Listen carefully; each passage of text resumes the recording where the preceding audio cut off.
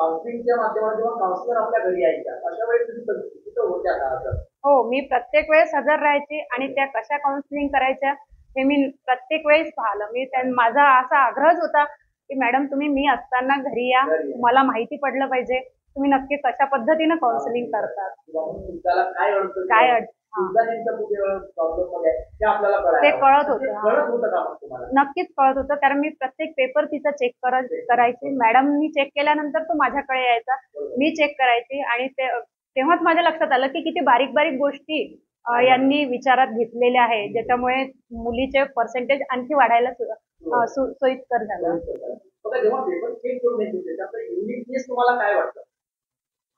Paper check करून आल्यानंतर त्याच्यामध्ये हेच वाटत होतं की एकदम बारीक गोष्ट म्हणजे मार्जिन पासून त्यांनी सूचना दिल्या होत्या. मार्जिन कशी सोडायची, पेपर कसा सोडायचा, पेपरचे जे हे आहे म्हणजे त्याचे जे हे असते प्रश्न नंबर, ए नंबर, बी नंबर, हे कसे कुठे टाकायचे, याच्यापासून बारीक सारीक गोष्टी माहीत पडत होत्या.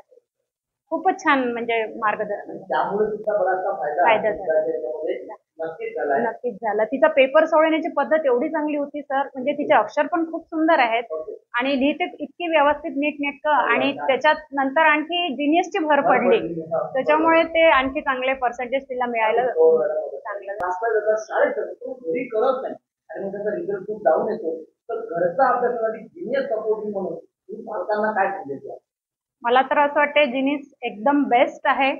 म्हणजे घरचा सराव हा अतिशय महत्वाचा असतो मुलांना. मी शिक्षिका म्हणून पण असं मला सांगावंच वाटते की फक्त म्हणजे शाळेत गेल्याने किंवा ट्युशन मध्ये अभ्यास केल्याने मुलं तयार होत नाही, तर जोपर्यंत आपण घरी सराव करत नाही तोपर्यंत होऊ शकत नाही. आणि जिनियसच्या माध्यमातून मुलं घरी अभ्यास करायला लागतात, सराव करायला लागतात आणि पेपर सोडवायला लागतात, आणि त्याच्यामुळे त्यांच्या उत्कर्षामध्ये नक्कीच हातभार लागतो. गायडन्स आमच्या माध्यमातून झालाय, शुभेच्छा तिला देतो आणि तिच्या पूर्ण भविष्याकरता एक थोडी ओढ म्हणून तुमची बेस्ट ऑफ एफर्ट आणि तुमच्या दोघांचे मनापासून खूप खूप आभार. Thank you so much.